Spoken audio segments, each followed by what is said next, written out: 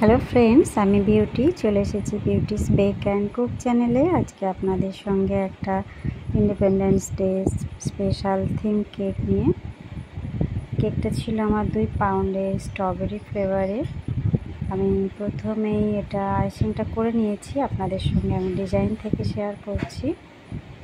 এখানে আমি ক্রিমে কিছুটা গ্রিন কালার মিক্সড করেছি আর একটা স্প্যাচুলা দিয়ে একটু একটু করে লাগিয়ে দিচ্ছি, দিয়ে একটা ডিজাইন করছি এখানটায়। এটা প্যালেট নাইফ দিয়ে করলে বোঝাতে পারতাম ভালো, কিন্তু তাড়াহুড়ো করে আমি ভুলে গিয়েছি, স্প্যাচুলা দিয়েই কাজটা করতে শুরু করে দিয়েছি। কেননা কেকটা ভীষণ আর্জেন্ট ছিল, আমার হাতে একদম কম সময় ছিল, যার জন্য তড়িঘড়ি করে আমি এটা দিয়েই কাজটা করে নিয়েছি। যদি অসুবিধা হয় প্যালেট নাইফ দিয়ে করলে সেটা বেশি সুবিধা হয় আর কি। একটা সুন্দর ডিজাইন পাওয়া যায় খুব কম সময়ের মধ্যে, বিশেষ করে যাদের ফিনিশিং ভালো এখনও হয় না আর কি, এই ধরনের ডিজাইনগুলো চুজ করলে আমার মতে সবথেকে বেস্ট আর কি। মাঝখানে যে সাদা অংশটা সেটাও একটু প্যালেট নাইফ দিয়ে আমি ডিজাইন করে দিয়েছি। আর এটা হচ্ছে কেকের সাইডে আমি ছোট ছোট করে ডট দিচ্ছি, খুব ছোট না, এটা আমি আবার একটা চামচ দিয়ে টেনে টেনে উপর দিকে তুলবো, একটা সুন্দর ডিজাইন পাওয়া যাবে আর কি। একটু গ্যাপ রেখে করছি কারণ এখানে আবার গ্রিন কালার দেব। এবারে একটা স্পুন নিয়েছি, নিয়ে একদম ধীরে ধীরে উপর দিকে টেনে টেনে তুলছি আমি। আর একটা কথা আপনাদের সঙ্গে শেয়ার করছি, মানে ফাইনালাইজিং করেই এই ধরনের ডিজাইনগুলো চুজ করবেন, তাহলে ঠিকঠাক রেজাল্টটা পাওয়া যাবে।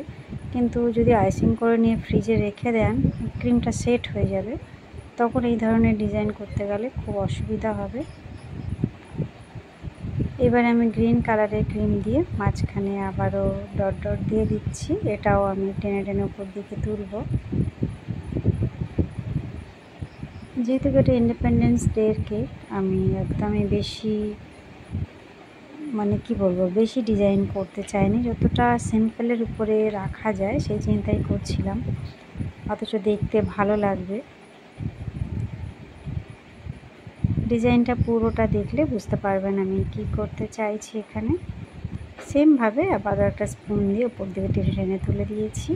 আর এখানে একটা ছোট সাইজের স্টার নজেল নিয়েছি, নিয়ে প্রেস করে একবার বাইরের দিকে টানছি, একবার ভেতর দিকে টানছি।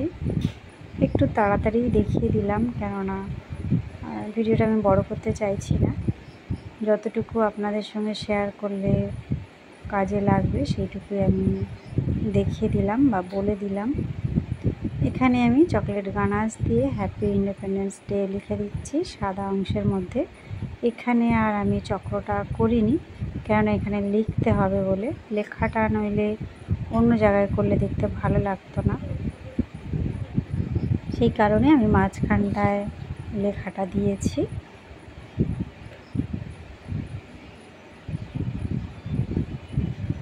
অনেকটা বড় লেখা, একটু ভেবে চিন্তে প্ল্যান করে করতে হয় আর কি, নচেত দেখতে ভালো লাগে না।